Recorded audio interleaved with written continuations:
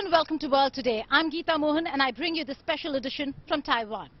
Standing right outside President Tsai Ing-wen's residence, we'll tell you how she has been fighting an aggressive China, a bully who they're not going to succumb to or cower to.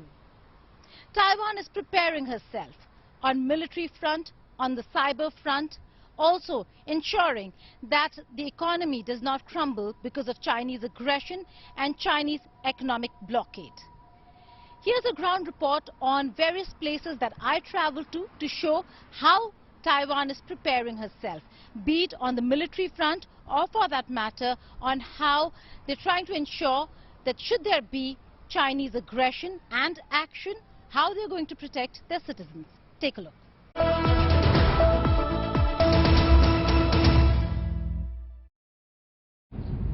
This is an exclusive report by India Today. We are here right outside the Hsinchu Air Base, a critical air base for Taiwan. In the recent past, during Pelosi visit, we saw Mirage 2000 jets scramble and take off from this very air base. If you see, there are hangars that are camouflaged, and all through the day there are sorties that take place from this very air base. Mirage 2000s flying up and coming back. Given the transgression, the kind of movement by the Chinese side wherein they have been transgressing the air defense identification zone almost on a daily basis, and is the reason why, taking no chances, the Taiwanese government and the Taiwanese Air Force over here ensuring that sorties in the area in Taiwanese territory continue.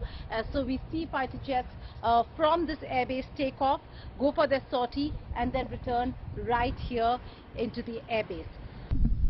Taiwan's offensive capability, the Marine Corps, that's where they are stationed, and that's why Kaohsiung becomes a very important city, area, and certainly a target for China. The waters that you see over here is the Taiwan Strait, and across the Taiwan Strait is China.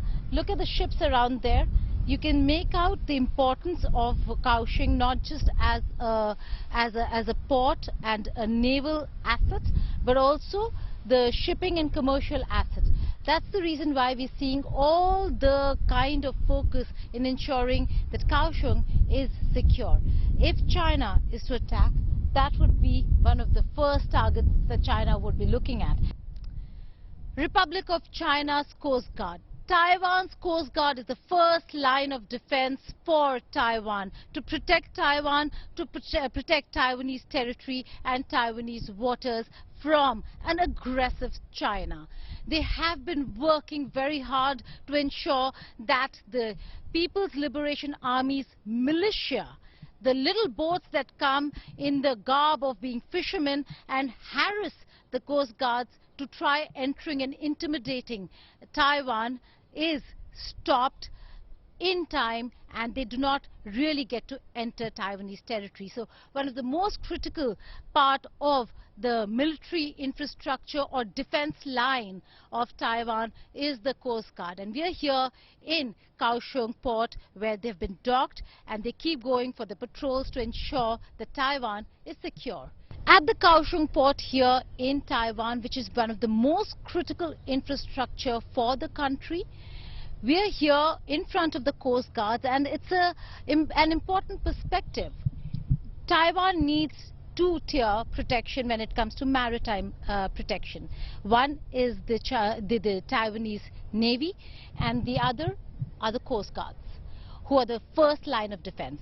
Joining me is Suyash Desai, who is an expert on PLA and how China has been handling this entire handling Taiwan, or for that matter is provoked to the extent that they've been carrying out military operations. Suyash, many thanks for joining us here on India Today. We see Coast Guard boats over here docked at one of the most important ports. Explain to us what China really does and how China is trying to intimidate Taiwan. Okay, so for this we have to understand how China works, how security in China works. Chinese security is divided in three parts. First is the PLA, which is their military, armed forces. Second is the Coast Guard, which is under Xi's reform, a part of PLA. And third is the their marine infrastructure, which is called as militia. So generally what happens is, if there is a major escalation, then PLA comes in the fourth. In Taiwan Strait, in South China Sea, which is also a part of Taiwan Strait, generally militia is the one responsible for harassing coast guards, other countries' coast guards, not only Taiwan, Philippines, Indonesia, Malaysia, all countries' coast guards. Militia harasses them. But during the escalation that is happening right now, we see PLA aircrafts crossing the median line. This is important and historical because median line was first crossed in 1999, and after that it was next crossed in 2019. Okay, And that's important. Why? yes, because it's a major escalation. Crossing a median line is a major escalation. Generally, if you see the pattern, there are overlapping ADIZs. ADIZ is Air Defense Identification Zone. So generally, even if China is practicing itself in its drills in its ADIZ, it can be interpreted as it's practicing in Taiwan's ADIZ.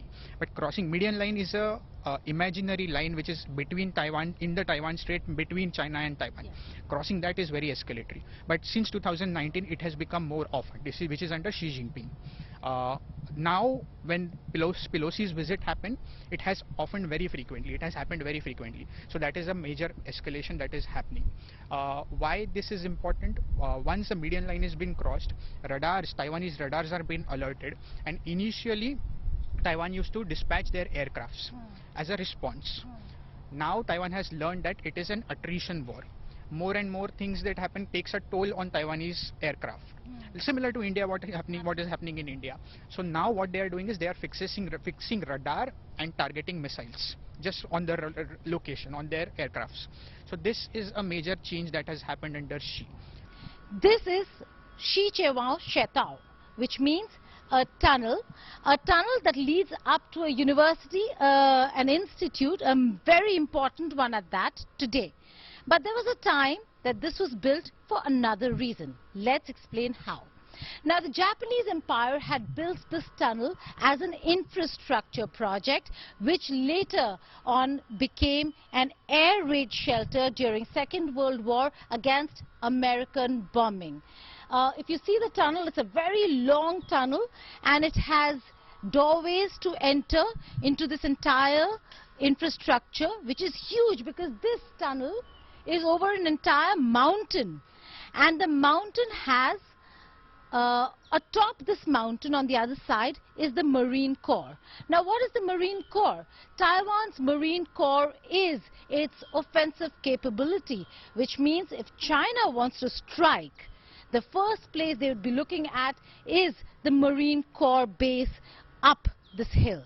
And if that happens, then today, like during Second World War, when the Japanese used this as an air raid shelter, Taiwan has announced that this would be the air raid shelter for the people of Kaohsiung. Over here, Taiwan, the kind of provocation, the kind of escalation that we are seeing is the reason why we are looking at bunker spaces, and now Taiwan has come out with an app.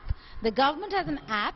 Should there be escalation, should there be a real fear or scare, they can download the app and find the nearest bunker. That is a very interesting way of operating for all countries under threat. Let's just go across and show you exactly how this bunker looks like. It's a long tunnel-like structure. If you go, because today is a close, so we cannot access this place. But previously I came here because I live nearby. So we went inside and we saw it's a very huge, long. So I think it's a big number. I don't know exactly. Structure, very thick structure. It's built to ensure that bombs do not really destroy this space. And if you see these doors, they can't open. They're really old era. It was built by the Japanese. Must have been refurbished later. But Imtiaz over here has seen the space inside. How does it look inside? Actually, it's very long inside, and not only you can see a lot of gates are there. So for people, like if some emergency happen, so people can access in different gate. This is Kaohsiung, which is on the western border of Taiwan, and should there be any escalation or Chinese aggression or provocation, intimidation, and that amounts to any action by China, this city is going to be under direct threat, because they are going to look at landing. And if they're looking at landing, Kaohsiung is going to be the city, the port, the Marine Corps over here, certainly a target. And that's the reason why this is only, like Imtiaz said, one of the bunkers. There could be many more, and Taiwan is looking at building more and more so that their citizens are safe in case of an attack. In Kaohsiung, Geeta Mohan for India Today.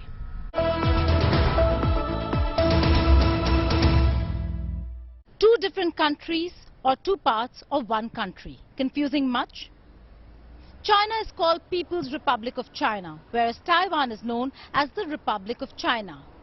Now, what China is doing today, laying claim to various parts of the Taiwan Strait, as also many other parts in the region, clearly shows that China is trying to fulfill its ambition of one China policy.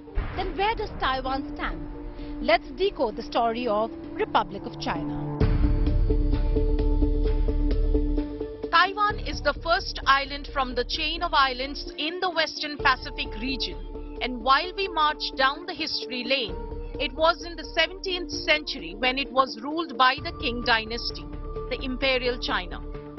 The rule lasted for about 200 years till the time when China lost the island to Japan after facing a defeat in First Sino-Japan War.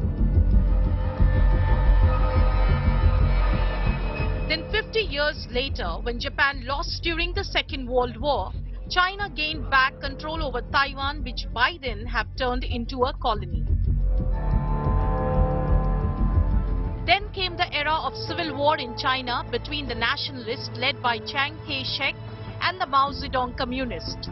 The latter won the civil war and took control over Beijing, while nationalists fled to Taiwan and ruled for decades.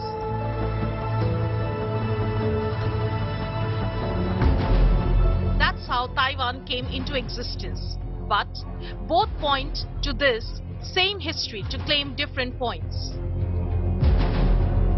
China uses this history to claim that Taiwan is a part of mainland China, while Taipei says it was never a part of modern China led by Mao's Communist Party, hence making them a separate nation. Then comes the neighborhood cop, the US, into the frame, and not being a fan of communism, the US recognized ROC, that is Taiwan, as a nation which got it a seat at UN, but by the 1970s, it did not seem to work out anymore. The UN then passed a resolution confirming the representatives from the PRC as the only lawful representatives of China for the UN. At present, for Beijing, the stand is clear.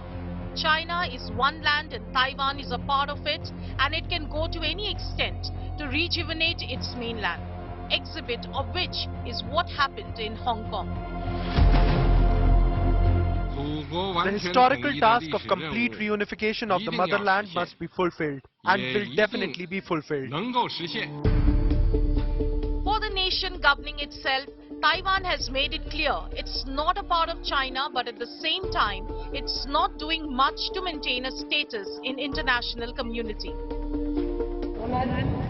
We will not act rashly, but there should be absolutely no illusions that the Taiwanese people will bow to pressure. So now you ask, what's the neighborhood cop, the US, doing in the whole scene? The US on one hand holds the ground that it does not accept China's claim over Taiwan, but then again, even today, there is no Taiwanese embassy in the US. They have just vowed to defend Taiwan under the war-like circumstances. So now what differentiates Taiwan from Hong Kong? Once a British colony, Hong Kong as another missing piece that China mainland acquired in 1997 handover. As decided back then, Hong Kong was supposed to have 50 years of democratic life, but as soon as modern China got hands on it, it started imposing its legislations over the state, hence creating the unrest for the years to follow. Taiwan has seen it happening with Hong Kong, hence have no intention to give up to the China's one mainland policy. Also, being a nation so well on the economic front, Taiwan wishes to maintain its status quo. With Simranjeet Kaur Renu, Bureau Report, India Today. China uses not just conventional but more so asymmetrical, unconventional warfare against Taiwan.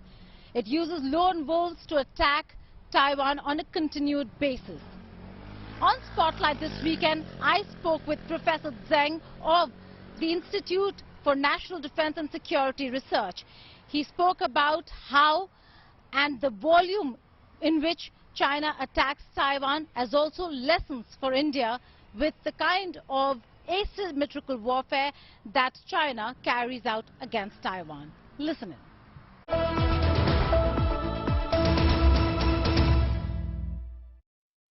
The recent tensions between China and Taiwan quite evident in terms of what China's plans really are.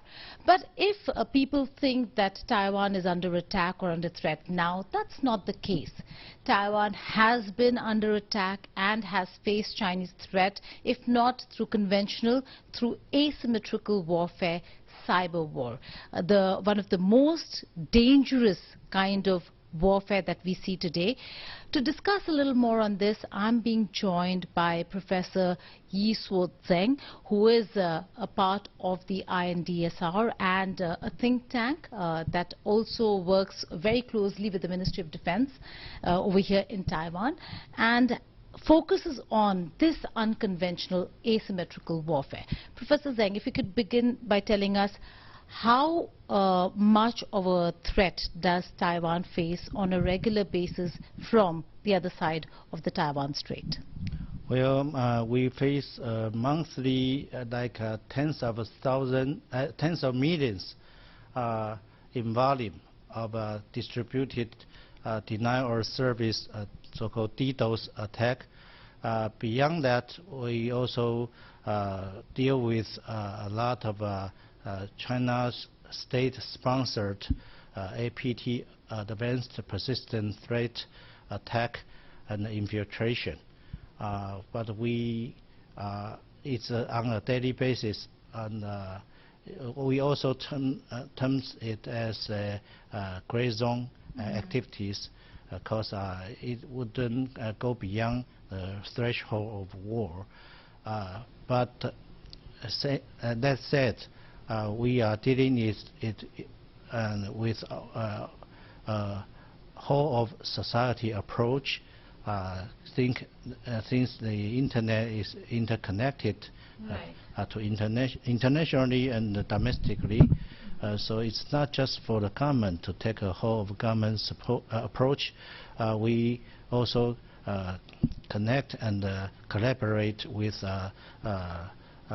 white hat hackers groups in our civil society and the private enterprises, infosec, information security firms to deal with threats of the kind. Right. What are the areas that China focuses on when they're looking at these attacks? What is the impact on Taiwan's critical infrastructure?